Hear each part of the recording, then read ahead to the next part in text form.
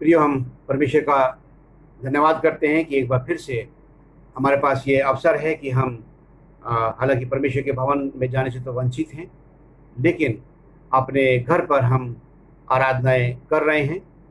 और हम जानते हैं कि कई लोग शायद इस बात को जानते हैं कि अ, सरकार ने धार्मिक स्थान जो हैं खोल दिए गए हैं, तमाम चर्चेस खोल दिए गए हैं, लेकिन उनकी जो टर्म्स एंड कंडीशंस हैं, ऐसा लगता है कि वो फिजिबल नहीं हैं और हम उनका शायद अभी पालन नहीं कर सकते हैं। इसलिए अभी कुछ दिन तक और हम अपने घरों पर परमेश्वर की आराधना लगातार करते रहेंगे और हमें पूरा भरोसा है कि हमारे परिवार आशीष पा रहे हैं। परमेश्वर का ये अद्भुत इंतज़ाम है कि आज हर घर परमेश्वर की कलीसिया बन गया है, हर व्यक्ति परमेश्वर की कलीसिया बन गया है और हम अपने घरों पर रहकर परमेश्वर की आराधना कर पा रहे हैं। नियमित रूप से हम प्रार्थना करें कि बहुत जल्द ये कोविड-19 का प्रकोप पूरे संसार से ख़त्म हो सके, हमारे शहर से, हमारे देश से ख़त्म हो सके, ताकि फिर से हमें परमेश्वर के भवन में जाने का मौका मिले और हम सब मिलकर परमेश्वर की आराधना उसके भवन में कर सकें। लेकिन जब तक ये संभव नहीं है, इसको भी हम परमेश्वर की योजना समझ के ग्रहण करें, क्योंकि परमेश्वर शायद चाहता है कि हमारी कलीसिया तो मजबूत बने, लेकिन हमारा व्यक्तिगत जीवन, हमारा पारिवारिक जीवन आत्मिक रूप से बहुत ज़्यादा मजबूत बन जाए और लगातार हमारे घरों में प्रार्थनाएं हो, ताकि शैतान हमारे घर की तरफ कभी देखने की हिमाकत भी ना कर सके। इसलिए ज़रूरी है कि ईमानदारी से अपने घरों में रहकर हम परमेश्वर की आराधनाएं करते रहें। और आज भी जब आप जुटे हैं इस बात के लिए कि परमेश्वर की आराधना करें, याद रखें परमेश्वर हमारे बीच में है और ये उसकी आराधना करना महज एक फॉर्मेलिटी नहीं है, औपचारिकता नहीं है, बल्कि आत्मा और सच्चाई से हम उसकी आराधना करने के लिए जमा हुए हैं। आइए प्रार्थना करें। धन्यवाद, स्तुति और महिमा के योग्य हमारे जीवित परमेश्वर, धन्यवाद करते हैं तेरे अद्भुत इंतजामों के लिए जो पिता में तू करता है, अपनी योजनाओं को अपने लोगों के जीवन में पूरी करता है। और हम जानते हैं कहीं ना कहीं पिता में तेरी एक योजना है कि आज हालांकि पिता में तेरे भवन के द्वार पिता में बंद हैं, लेकिन पिता में ये संभव हो पाया है कि लोग अपने घरों पर बैठकर सामूहिक रूप से, पारिवारिक रूप से तेरी आराधना कर पा रहे हैं। पिता परमेश्वर, हर घर तेरी हैकल बन गया है, हर व्यक्ति का जीवन तेरी हैकल बन गया है। हम तेरा धन्यवाद देते हैं तेरी अद्भुत योजना के लिए। और होने दे पिता परमेश्वर, जब तेरे लोग तेरी आराधना के लिए जुड़े हैं, तेरी उपस्थिति पिता परमेश्वर हर घर में हो, ताकि हम सब आत्मा और सच्चाई से तेरी आराधना कर पाएँ और हमारी आराधना तेरी निकटता में ग्रहण योग्य ठहर सके। हमारे सारे मन, हमारे सारे ध्यान को पिता परमेश्वर तू अपनी ओर केंद्रित कर। और इस समय खासतौर से पिता परमेश्वर विनती करते हैं उन तमाम परिजनों के लिए जो पिता परमेश्वर कोविड-19 की वायरस से पिता परमेश्वर पीड़ित हैं। आज तक हमने जिस चीज़ के लिए प्रार्थना की है, तूने सभी को चंगाई दी है। पिता परमेश्वर, हम साइमन परिवार के लिए, हम नेहा के लिए प्रार्थना करते हैं। और पिता परमेश्वर, जितने भी और लोग हैं जिनकी रिक्वेस्ट हमारे पास आई हैं, क्योंकि बहुत बार संभव नहीं होता कि हम सबके नाम याद रखें, लेकिन तेरी दृष्टि में सब कुछ है पिता परमेश्वर, हमारे हृदय में भी है। इसलिए पिता परमेश्वर सबकी चंगाई की प्रार्थना करते हैं, बहुत जल्द इन्फेक्शन से छुटकारा पा सकें और पिता परमेश्वर ये रिजल्ट नेगेटिव आ सके, ताकि ये तमाम लोग अपने घर पर पहुँच कर तुझे धन्यवाद दे सकें। साथ ही पिता परमेश्वर, और भी हमारे प्रियजनों की विभिन्न बीमारियों से पीड़ित हैं, विशेष रूप से पिता परमेश्वर हम तेरे दास रेवरेंड प्रकाश को पिता परमेश्वर तेरे चरणों में लेकर आते हैं, तेरे अनुग्रह में ढांप देते हैं, धन्यवाद देते हैं तूने पिता परमेश्वर उनको चंगाई दी है। लेकिन जो दुर्बलता है, हम चाहते हैं पिता परमेश्वर कि वो दुर्बलता भी दूर हो सके और संपूर्ण चंगाई पिता परमेश्वर तेरी ओर से मिलने वाली हो सके। साथ ही पिता परमेश्वर हम प्रार्थना करते हैं कैलाश के लिए, संगीता के लिए, सोनिया के लिए, कर्नल जॉन ट्रेसलर के लिए, बेबी मिशु के लिए पिता परमेश्वर प्रार्थना करते हैं। हम अमायरा के लिए, स्तुति के लिए, पिता परमेश्वर मिसेस गंभीर के लिए हम प्रार्थना करते हैं। मिस्टर आर्यू सिंह के लिए पिता परमेश्वर बुजुर्गी काल में तो उनका सहायक बन। और इसके सिवाय पिता परमेश्वर और जितनी भी रिक्वेस्ट हमारे पास आई हैं, जितने भी पिता परमेश्वर हमारे परिवारों में इस समय लोग दुर्बलता में हैं, बीमारी में हैं, सभी की सुधि ले और सभी को चंगाई दे, ताकि ये सब चंगे होकर तुझे धन्यवाद देने वाले हो सकें। पिता परमेश्वर, इस कलीसिया के तमाम बुजुर्गों को खासतौर से पिता परमेश्वर से हम तेरे पवित्र चरणों में लेकर आते हैं। हर एक बुजुर्ग पर तेरा साया बना रहे और पिता परमेश्वर तमाम इन्फेक्शन से ये बुजुर्ग बचे रहें, तमाम बीमारियों से उनके मुक्त रख, इनको दीर्घायु दे। और जब तक तूने उम्र दी है पिता परमेश्वर, अच्छी सेहत और तंदुरुस्ती के लिए हम तुझसे प्रार्थना करते हैं और चाहते पिता परमेश्वर लंबे अरसे तक हमारे परिवारों में, और पिता में हमारी कलीसिया में इन बुजुर्गों का पिता में साया बना रहे, इनके द्वारा परिवार और कलीसिया आशीष पाएं। पिता में इस समय हम प्रार्थना करते हैं कि तू हर पिता में इबादत में अपना अनुग्रह बना के रख, अपनी उपस्थिति दर्ज करा, ताकि हम सब पिता में आत्मा और सच्चाई से तेरी आराधना कर पाएं और हमारी आराधना तेरे निकट तक में ग्रहण योग्य ठहर सके। हम पूरी आराधना को पिता में इस समय तेरे सामर्थ्य हाथों में सौंप देना चाहते हैं। प्रभु यीशु मसीह के नाम से मांगते हैं, आमीन।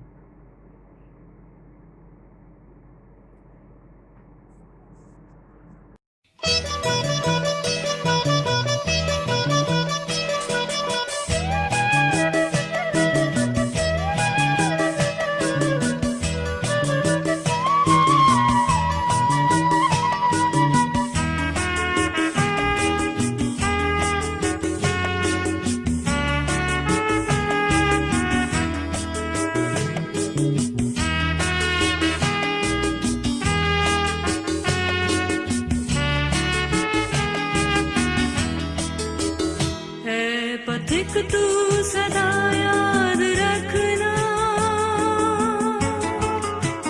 तू कभी भी अकेला नहीं, जिंदगी के सफर में वो राही, तू कभी भी अकेला नहीं है पथिक तू सदा याद रखना,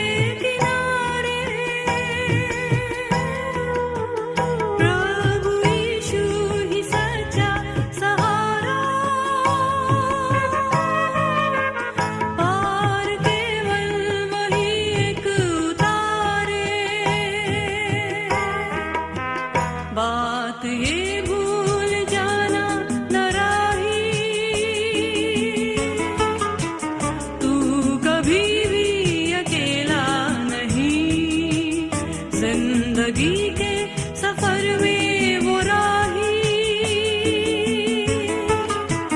तू कभी भी अकेला नहीं है पथिक तू सदा याद रखना,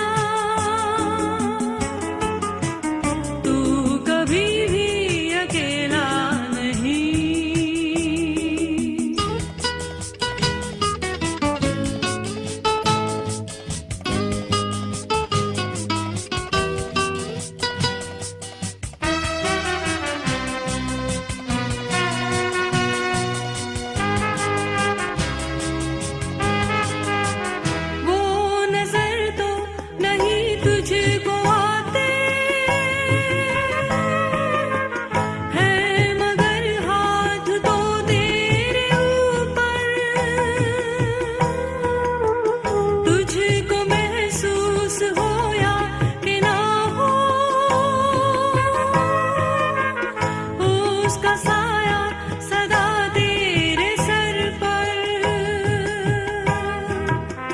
मुश्किलों में वही काम आता, तू कभी भी अकेला नहीं, जिंदगी के सफर में वो राही, तू कभी भी अकेला नहीं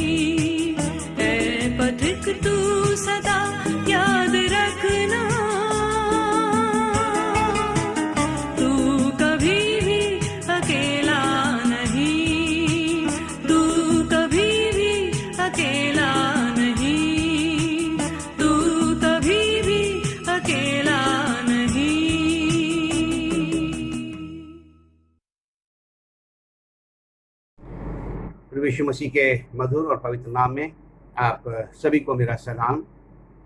प्रियो, आज एक बहुत ही हम महत्वपूर्ण विषय पर बातचीत करेंगे और बहुत साधारण शब्दों में परमेश्वर की योजना को समझने की कोशिश करेंगे। इब्रानियों की पत्री और उसका पहला अध्याय और उसके जो पहले 2 पद हैं, उसमें इस प्रकार से वर्णन किया गया है कि पूर्व युग में परमेश्वर ने बाप दादाओं से थोड़ा थोड़ा करके और भांति भांति से भविष्यवक्ताओं के द्वारा बातें करके इन दिनों के अंत में हमसे पुत्र के द्वारा बातें की, जिसे उसने सारी वस्तुओं का वारिस ठहराया और उसी के द्वारा उसने सृष्टि रची है। जी हाँ मेरे मित्रों, हम जानते हैं कि परमेश्वर लगातार मनुष्य के संपर्क में रहना चाहता है, लगातार उसे बातचीत करना चाहता है। वो लगातार बाग एदन में आकर आदम से बातचीत करता था और उसके बाद जैसा कि वचन में लिखा हुआ है कि उसने स्वयं हमारे पूर्वजों से बातचीत की, हमारे बाप दादाओं से बातचीत की, फिर भविष्यवक्ताओं के द्वारा बातचीत की और फिर अंत में अपने पुत्र को इस संसार में भेज दिया और उसका पुत्र संसार में आया और उसने लगातार अपने लोगों से बातचीत की। जी हाँ मेरे मित्रों, लगातार परमेश्वर का वचन हम जानते हैं कि लोगों तक पहुंचता रहा विभिन्न माध्यमों के द्वारा। प्रभु यीशु मसीह ने अपने शिष्यों तक ये इस वचन को पहुंचाया और उसके बाद जब बारी कलीसियाओं की आई तो ऐसा लगता है कि कहीं ना कहीं इस वचन में थोड़ा सा रुकावट आई है, जबकि इफिसियों की पत्री और उसका 3रा अध्याय और 10वें पद में लिखा हुआ है ताकि अब कलीसिया के द्वारा परमेश्वर का नाना प्रकार का ज्ञान उन अधिकारियों पर जो स्वर्ग स्थानों में है प्रकट किया जाए।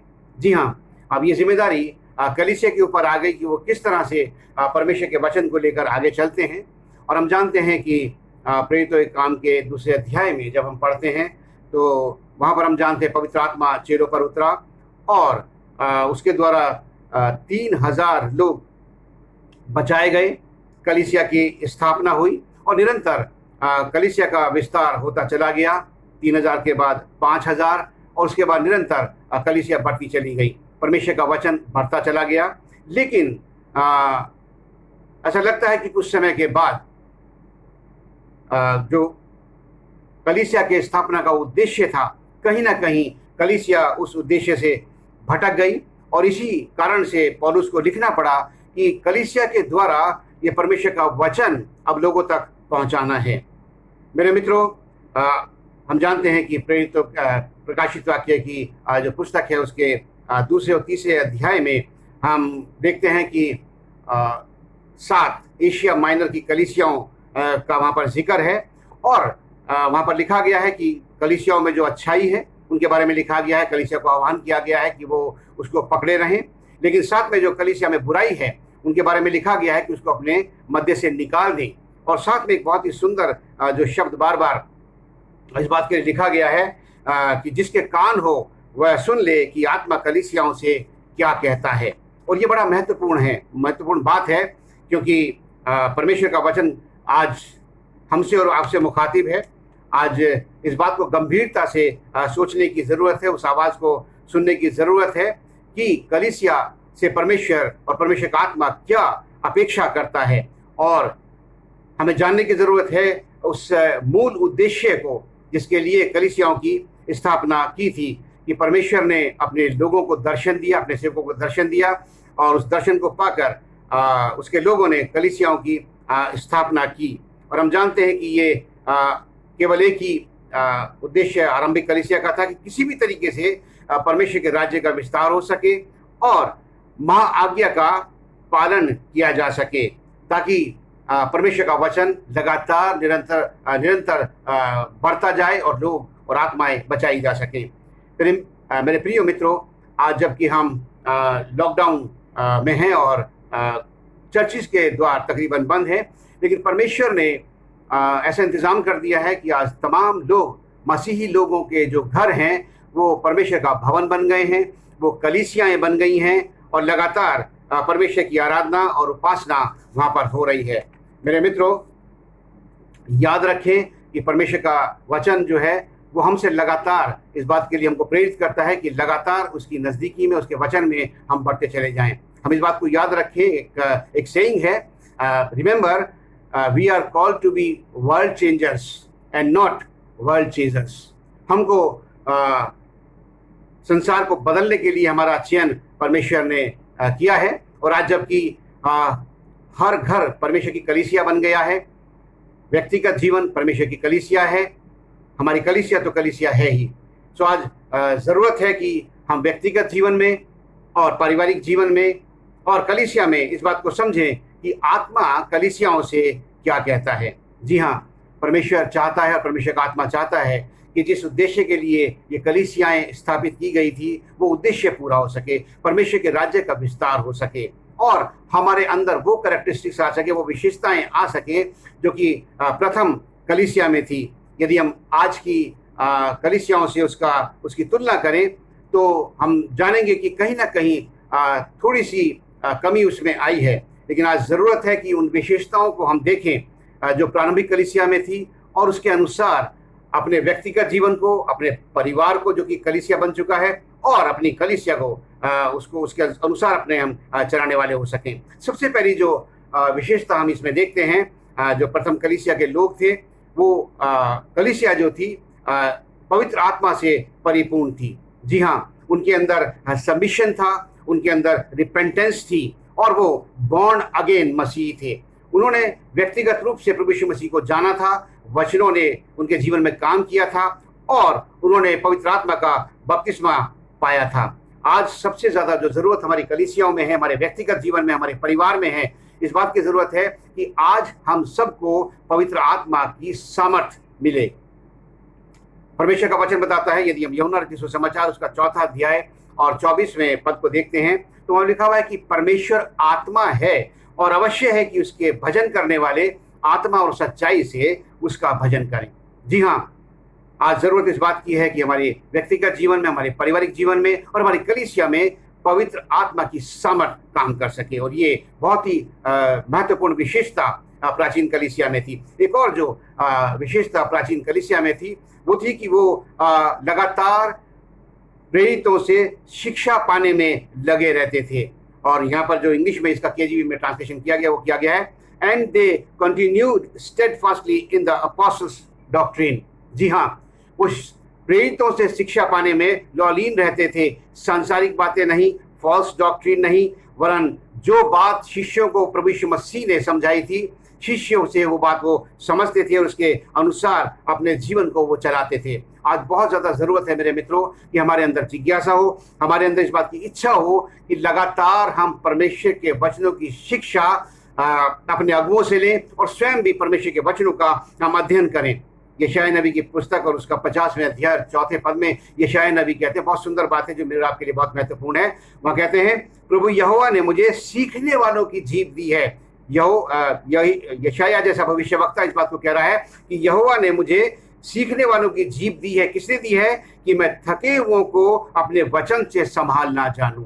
जी हाँ, आज हमको लगातार उस जीभ की आवश्यकता है जो कि निरंतर सीखने वाली जीभ हो, शिक्षा ग्रहण करने वाली जीभ हो, ताकि हम परमेश्वर के वचनों तक परमेश्वर के वचन को बहुत से लोगों तक पहुंचा सकें। मेरे मित्रों, आज परमेश्वर का वचन बताता है कि अंत के दिनों में बहुत से झूठे भविष्यवक्ता उठ खड़े होंगे, बहुत सी फॉल्स डॉक्ट्रिन आ जाएंगी। और आज जब अपने आसपास की हम दृष्टि डालते हैं तो हम पाते हैं कि बहुत से झूठे अपोस्टल्स, बहुत से प्रॉफिट्स और बहुत सी झूठी डॉक्ट्रिन संसार में आ गई हैं, जिससे आज हम सबको बहुत सावधान रहने की ज़रूरत है। और इसके लिए ज़रूरी है कि प्रत्येक घर में प्रत्येक व्यक्ति परमेश्वर के वचन का नियमित अध्ययन करे, क्योंकि हमको आत्माओं की परख होनी चाहिए कि कौन सच्चाई से परमेश्वर का वचन सुना रहा है और कौन फॉल्स डॉक्ट्रिन दे रहा है।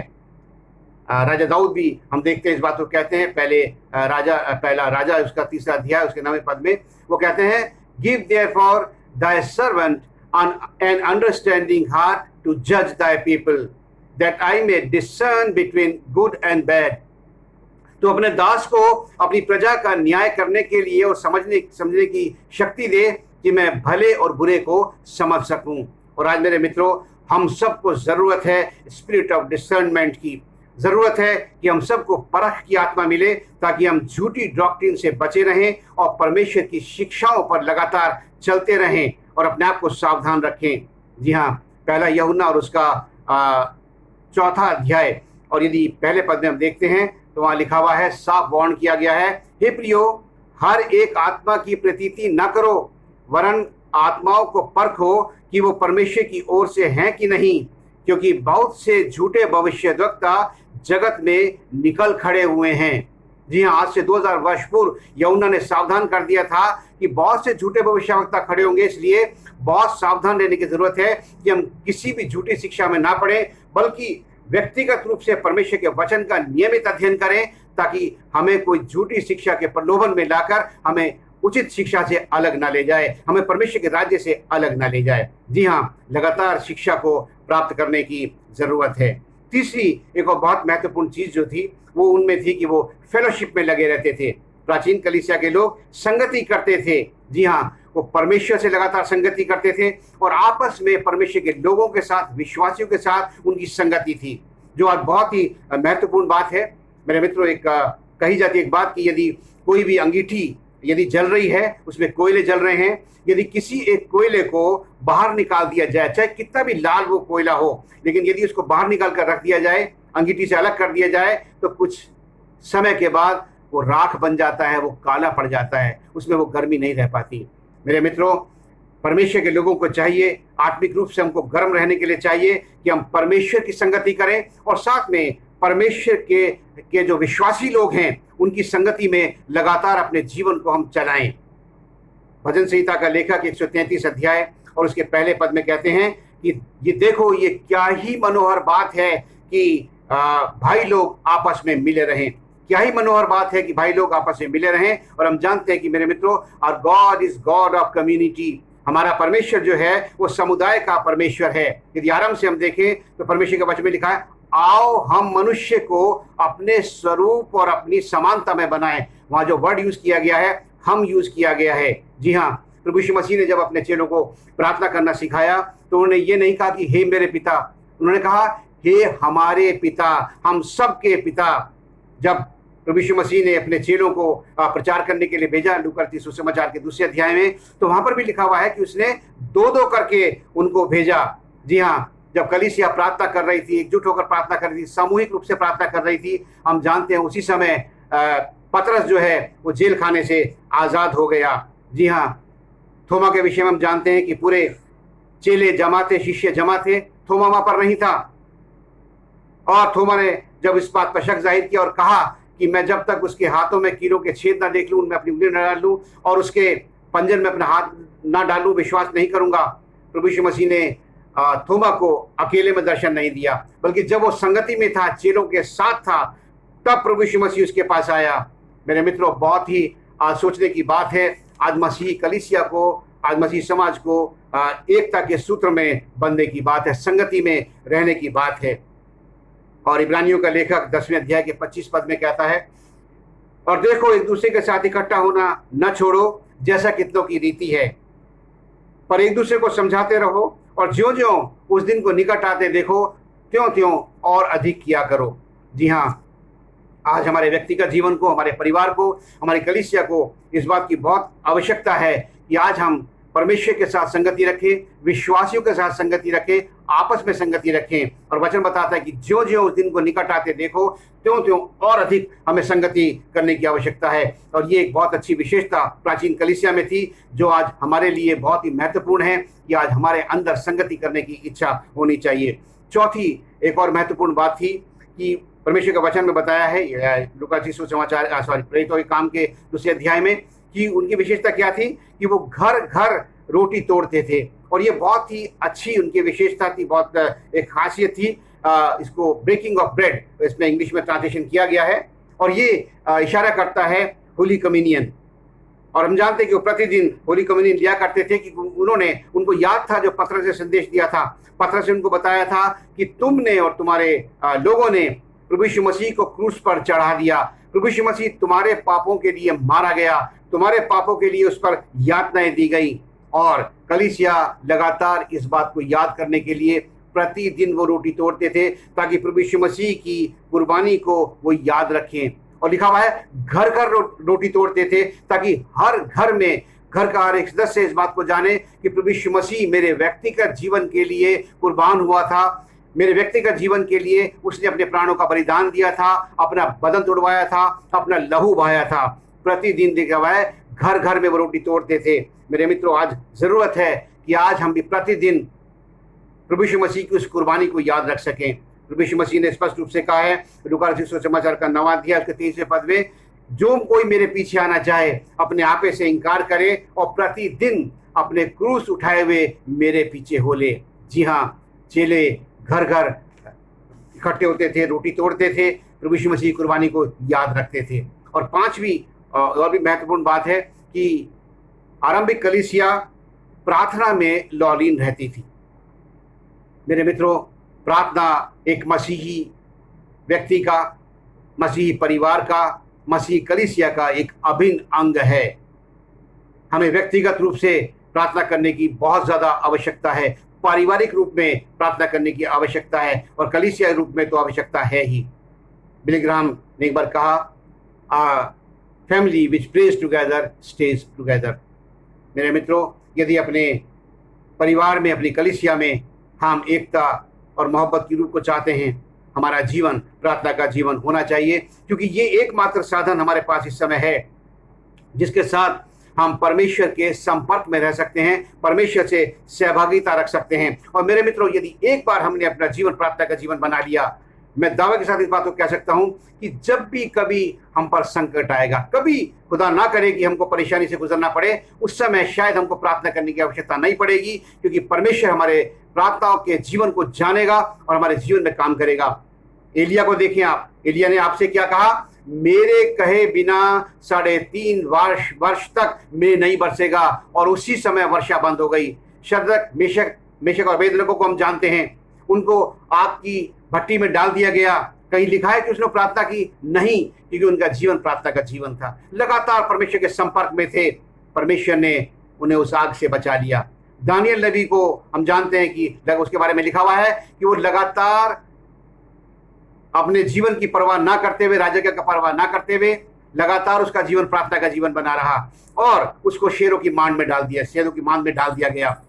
क्या वहां पर लिखा हुआ है प्रार्थना की? नहीं मेरे प्रियो, जरूरत ही नहीं पड़ी, क्योंकि उसका संपूर्ण जीवन प्रार्थना का जीवन था। इसलिए परमेश्वर ने शेरों के मुंह को बंद कर दिया।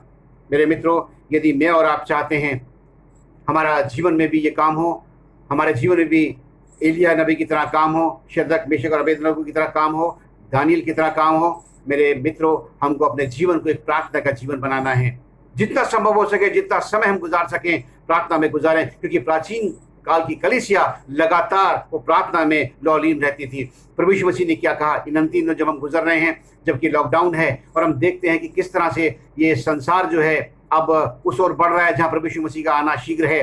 अकेले हम जानते हैं कि ऑस्ट्रेलिया की आग के बारे में हम बार बार जिक्र करते हैं। उसके बाद हम कोविड-19 के प्रकोप को देख रहे हैं, हमारे देश में टिड्डी दल के प्रकोप को हम देख रहे हैं, हमारे शहर दिल्ली में हम देख रहे हैं लगातार भूकंप के झटके महसूस किए जा रहे हैं।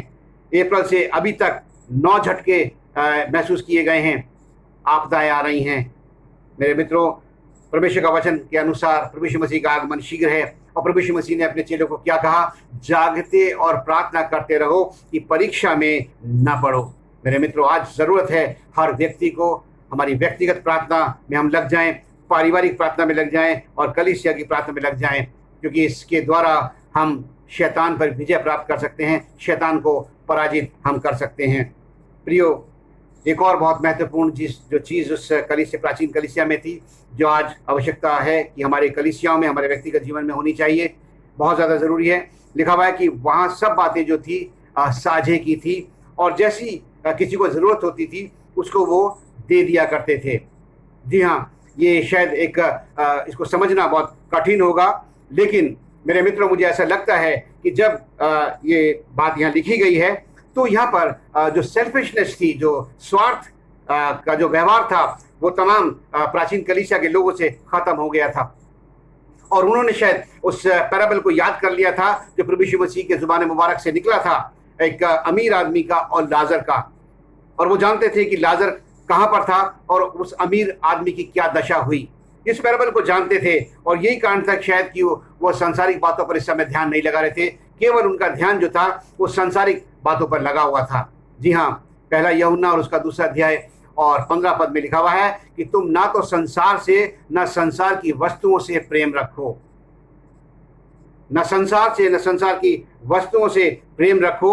और यदि इसी अध्याय की 17वीं आयत में हम पढ़ते हैं तो वहां लिखा हुआ है, संसार और उसकी अभिलाषाएं दोनों मिटते जाते हैं, पर जो परमेश्वर की इच्छा पर चलता है वह सर्वदा बना रहेगा। जी हाँ, जो परमेश्वर की इच्छा पर, इस संसार तो खत्म हो जाएगा। यदि उस काल में हम देखें, उस कलीसिया में हम देखें तो क्योंकि आत्मा उनके मध्य में काम कर रहा था और आत्मा उनको बता रहा था कि कुछ समय के बाद यानी 70 एडी में यरूशलेम पर अटैक होगा और नीरो के द्वारा ये पूरा यरूशलेम जो है वो नष्ट कर दिया जाएगा और नामो निशान मिटा दी जाएगा। यहाँ तक कि जो सुलेमान की हैकल थी वो भी गिरा दी जाएगी, परमेश्वर का मंदिर भी ढा दिया जाएगा। तब उनकी संपत्ति का क्या होगा, तब उनकी संपत्ति का क्या होगा। इसलिए उसका सदुपयोग करना चाहते थे, उसको दूसरों के हित में वो लगाना चाहते थे। और मेरे मित्रों, यही कारण है कि वो अपनी सब लोगों के हित का ख्याल करते थे और सब वस्तुएं वो साझे की समझते थे। प्रियो, आज हम इस बात को जानते हैं कि संसार का अंत निकट है। ये सब चीजें जो हमने जमा की हैं, हमारी संपत्ति, सब यही रह जानी है। हम क्या करें। फिलिप्पियों की पत्री उसका 2 अध्याय और उसके 4 पद में लिखा हुआ है, हर एक अपने ही हित की नहीं वरन दूसरे के हित की भी चिंता करे। हर एक अपने ही हित की नहीं परंतु दूसरे के हित की भी चिंता करे। आज निस्वार्थ भाव से परमेश्वर की सेवा करने की आवश्यकता है। आज सेल्फिशनेस को हमें अपने जीवन से निकालना होगा। और मेरे मित्रों, याद रखें कि जो ऐसा करते हैं परमेश्वर उनको बहुत आशीष देता है। जब प्रभु यीशु मसीह के शिष्य ने उसे पूछा कि हम तो सब कुछ छोड़कर तेरे पीछे हो लिए हैं। यदि हम लूका रचित सुसमाचार उसका 18वां अध्याय और 28 से 30 पद और मत्ती 19 और उसका 29वें पद में यदि हम देखते हैं, दोनों में समान ही एक बातचीत प्रभु यीशु मसीह कर रहे हैं चेलों से। और पतरस ने कहा कि हम तो सब कुछ तेरे पीछे हो लिए हैं, हमको क्या मिलेगा। और प्रभु यीशु मसीह वहां क्या कहते हैं कि जिसने परमेश्वर के राज्य के लिए सब कुछ छोड़ दिया हो, क्या मिलेगा उसको। लिखा हुआ है कि वो 12 सिंहासनों पर बैठकर इजरायलियों का न्याय करेंगे और 100 गुना प्रतिफल उनको मिलेगा और साथ में क्या मिलेगा, अनंत जीवन मिलेगा। जी हाँ, जो परमेश्वर की बातों पर भरोसा रखते हैं परमेश्वर उनको प्रतिफल देता है। आज आवश्यकता इस बात की है कि हमारी कलीसियाओं से स्वार्थपन निकल जाए, अपने हित की नहीं बल्कि हम सब एक दूसरे के हित की चिंता करें और विशेष रूप से आत्मिक रूप से एक दूसरे को प्रार्थना में उठाएं। एक और बड़ी महत्वपूर्ण बात जो यहाँ पर लिखी हुई है, जिसकी बहुत ज्यादा आज व्यवहारिक रूप में हमें जरूरत है, लिखा हुआ है कि सब लोग उनसे प्रसन्न थे। सब लोग उनसे प्रसन्न थे, अर्थात उनका व्यवहार, उनका कैरेक्टर, उनका जीवन ऐसा था जो कि तमाम बुराइयों से हटकर था। उन्होंने इस बात को जान लिया था कि कोई तेरी एक गाल पर थप्पड़ मारे तो दूसरा की तरफ फेर दे। दीनता और नम्रता का जीवन था। वो तमाम लोगों की हेल्प करने के लिए तैयार थे, एक दूसरे की वो हित की चिंता करते थे। प्रभु के लोगों का जीवन मेरे मित्रों ऐसा जीवन होता है कि वो आत्मिक रूप से तो होते ही है, परमेश्वर की तो निकटता में परमेश्वर को तो प्रसन्न करते ही हैं, लेकिन मनुष्य में भी उनका स्वभाव अच्छा होता है, मनुष्य भी उनसे प्रसन्न रहते हैं। यदि हम पहले नबी को देखें, पहले भविष्यवक्ता को देखें, शमूएल को, पहला शमूएल उसका 2 अध्याय और 26वें पद में लिखा हुआ है, शमूएल बालक बढ़ता गया और यहोवा और मनुष्य दोनों उससे प्रसन्न थे। जी हाँ, अगर हम चाहें कि हम इस बात को चाहें कि हम परमेश्वर के लोग कहलाएं तो मेरे मित्रों, परमेश्वर के निकटता में तो बढ़ना है, विश्वासी तो हमको होना है, लेकिन मनुष्य के लिए भी हमको एक आदर्श जीवन जीना पड़ेगा ताकि वो हमारे जीवन को देखकर प्रभावित हो सके और मनुष्य भी हमसे खुश रह सकें। जी हाँ, परमेश्वर का वचन बताता है कि जो कोई ये कहता है कि मैं परमेश्वर से प्रेम करता हूँ और अपने भाई से अदावत करता है, वो झूठ बोलता है। क्योंकि जब अपने भाई को जिसको तुमने देखा है तुम उससे प्रेम नहीं कर सकते, तो परमेश्वर को जिसको तुमने नहीं देखा है प्रेम कैसे कर सकते हो। मेरे मित्रों, प्रभु यीशु मसीह के बारे में यदि हम देखें, लूका रचित सुसमाचार का 2 अध्याय और 52 पद में लिखा हुआ है कि यीशु बुद्धि और डील में और परमेश्वर और मनुष्य के अनुग्रह में बढ़ता गया, अर्थात परमेश्वर प्रसन्न था और मनुष्य भी उनसे प्रभु यीशु मसीह से खुश थे। मेरे मित्रों, आज मसीही जीवन जो है वो इस बात का जीवन है कि हम परमेश्वर की निकटता में तो धार्मिक ठहरे, परमेश्वर की निकटता में तो हम एक राइचस बने, लेकिन हमारे आसपास के लोग भी हमारे जीवन से प्रभावित हो सकें और फिर कोई हम ऐसा काम ना करें जिससे कि परमेश्वर के लिए हम ठोकर का बाइस, मनुष्य के लिए ठोकर का बाइस बने और परमेश्वर की बदनामी हो। मेरे मित्रों, याद रखें कि हमारा व्यवहार, हमारा आचरण बहुत से लोगों को प्रभु यीशु मसीह की संगति में लाता है। आज देखें कि हमारे आसपास के लोग, क्या हमारे मित्रगण हमसे प्रसन्न हैं। मेरे मित्रों, ये परमेश्वर के वचन में लिखा है, आत्मा कलीसियाओं से क्या कहता है। और हम जानते हैं कि आत्मा आज कलीसियाओं से बातचीत करता है और आत्मा कलीसियाओं से यही कहता है कि जो हमारी प्राचीन जो कलीसियाएं थी, आज वो तमाम विशेषताएं हमारे जीवन में हो। आज परमेश्वर के लोग, हमारा व्यक्तिगत जीवन, हमारे परिवार पवित्र आत्मा से परिपूर्ण हो। लगातार हम उचित शिक्षा पाने में लगातार लगे रहें, फॉल्स डॉक्ट्रिन से बचे रहें। आज ज़रूरत है कि तमाम लोग संगति में, परमेश्वर की संगति में और आपसी संगति में, विश्वासियों की संगति में लगातार हम बढ़ सकें। आज ज़रूरत इस बात की है कि हम, जिस तरह से लिखा हुआ, घर घर रोटी तोड़ते थे, हम प्रतिदिन प्रभु यीशु मसीह की कुर्बानी को याद रख सकें। आज परमेश्वर चाहता है कि प्राचीन कलीसिया की तरह आज भी लोग, कलीसियाएं, हमारा व्यक्तिगत जीवन, हमारे परिवार प्रार्थना में लौलीन रहें। आज भी हमारे अंदर एक सेल्फिशनेस जो है वो ख़त्म हो जाए और हर एक दूसरे के हम हित की चिंता करें और मनुष्यों में भी हम सुनाम हो। जब हम जानते हैं कि जब चेलों का चुनाव हुआ तो सबसे जो विशेषता लिखी थी कि तुम्हारे अंदर सुनाम है, उनका चयन डीकन्स के रूप में किया जाए। आज मेरे मित्रों, यदि ये तमाम विशेषताएं हमारे जीवन में हैं तो हम परमेश्वर की अपेक्षाओं पर खरे उतरते हैं। यदि नहीं है तो मेरे मित्रों, आज भी गंभीरता से सोचने की ज़रूरत है कि परमेश्वर हमसे, हमारे परिवार से और हमारी कलीसिया से आत्मा क्या चाहता है और क्या कहना चाहता है। परमेश्वर हमारी सहायता करे ताकि हम परमेश्वर की अपेक्षाओं पर खरे उतर सकें और जितनी भी अच्छाइयाँ हमारे अंदर हैं, हमारे कलीसिया में, उनको थामे रहें, लेकिन जितनी भी बुराइयाँ हैं परमेश्वर के वचन के अनुसार उन निकाल कर बाहर कर दें और परमेश्वर के राज्य के विस्तार के लिए हम सब मिलकर काम करें। हमारी कलीसियाओं में एकता हो, हमारी पारिवारिक एकता हो, हमारे समाज में एकता हो और हमारी कुल मिलाकर हम अपने आप को परमेश्वर के राज्य के लिए तैयार करें। परमेश्वर हम सबको इन वचनों से बहुत आशीष दे। आइए एक बार फिर से हम प्रार्थना करें। हमारे महान सामर्थ्य और दयालु परमेश्वर, धन्यवाद देते हैं एक बार फिर से तेरी उन तमाम योजनाओं के लिए जो पिता मेशे तू हमारे जीवन में बनाता है।